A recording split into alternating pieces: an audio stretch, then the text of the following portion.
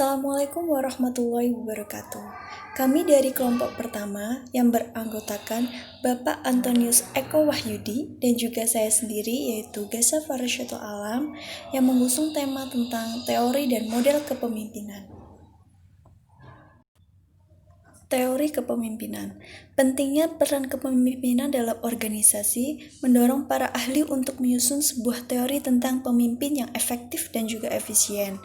Nah, teori-teori tersebut dibagi menjadi beberapa bagian, yaitu teori ciri kepribadian, teori perilaku, dan teori situational contingency. Teori ciri kepribadian. Teori yang mengkaji ciri-ciri dan karakteristik pribadi yang membedakan pemimpin dan bukan pemimpin. Karakteristik tersebut antara lain ambisi dan semangat, hasrat untuk memimpin, kejujuran dan integritas, kepercayaan diri, kecerdasan dan pengetahuan yang relevan dengan pekerjaan, luwes dalam menyesuaikan perilaku mereka ke dalam situasi yang berlainan.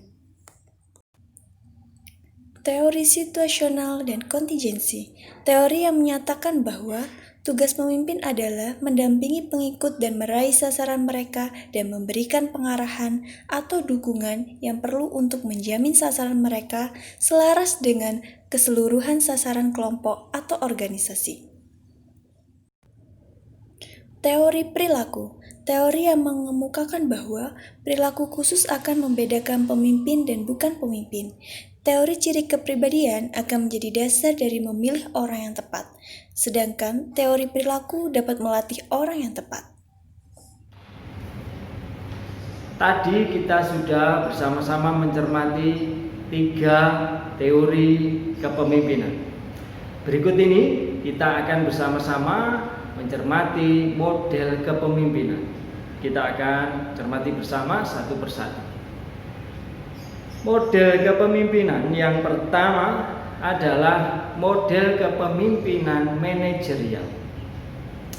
Model kepemimpinan manajerial ini fokus seorang pemimpin adalah melaksanakan tugas pokok dan fungsinya dengan kompetensi.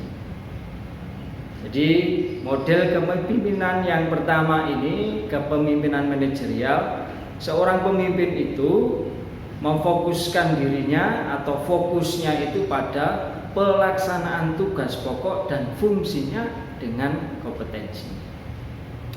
Otoritas dan pengaruh itu bersifat formal saja, hierarkis dan birokratis.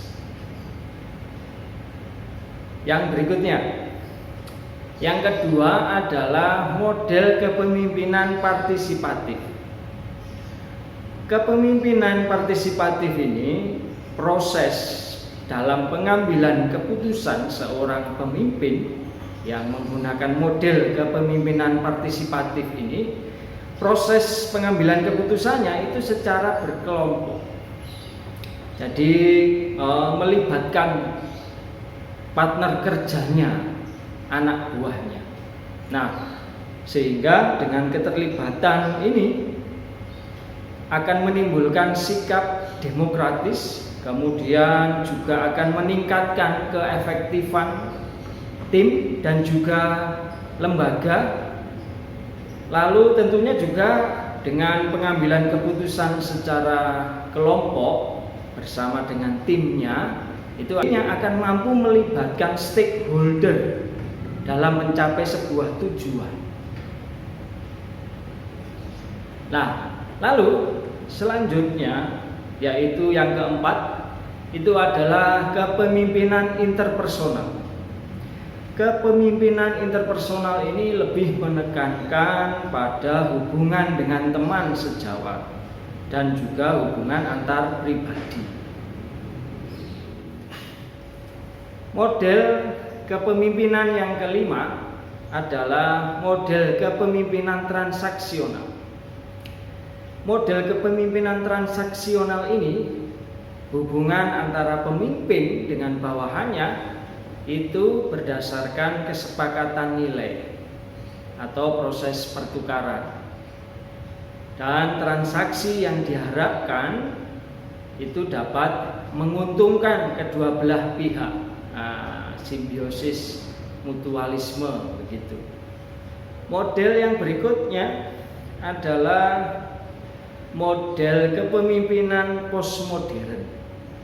Nah, di dalam kepemimpinan postmodern ini mengizinkan menggunakan kepemimpinan demokratis. Kemudian fokusnya seorang pemimpin itu dengan model kepemimpinan postmodern ini fokusnya pada visi.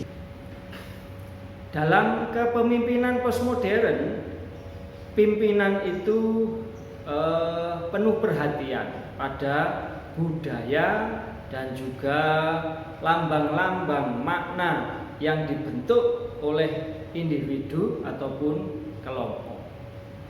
Dan seorang pemimpin dengan model kepemimpinan postmodern ini selain juga memfokuskan pada visi, itu juga memfokuskan pada interpretasi individu.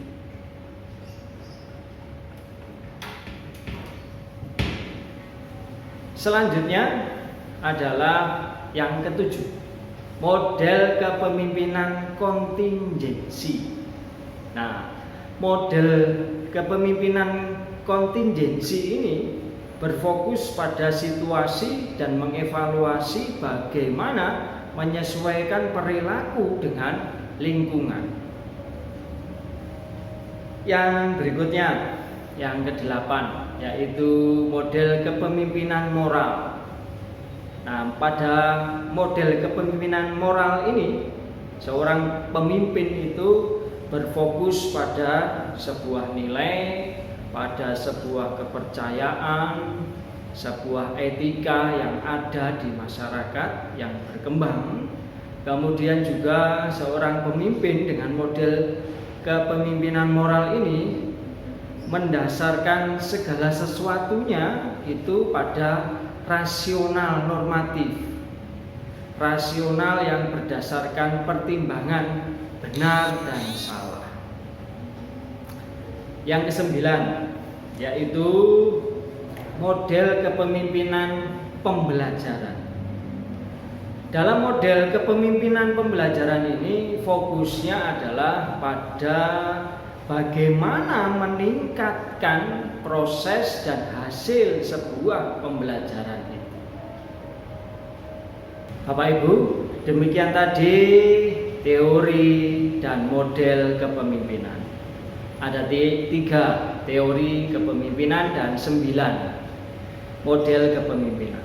Nah, dari 9 model kepemimpinan itu tidak berarti bahwa satu model kepemimpinan itu lebih baik daripada model yang lainnya.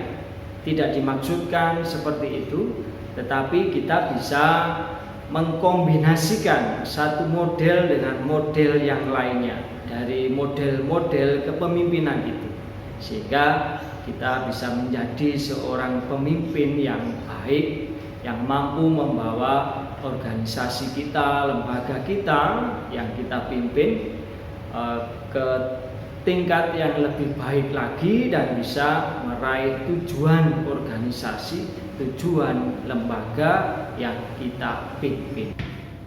Bapak Ibu, demikian tadi presentasi dari kelompok kami, kelompok 1, tentang teori dan model kepemimpinan. Semoga materi hari ini dapat memperkaya pengetahuan kita bersama tentang teori dan model kepemimpinan. Terima kasih. Assalamualaikum warahmatullahi wabarakatuh. Selamat siang.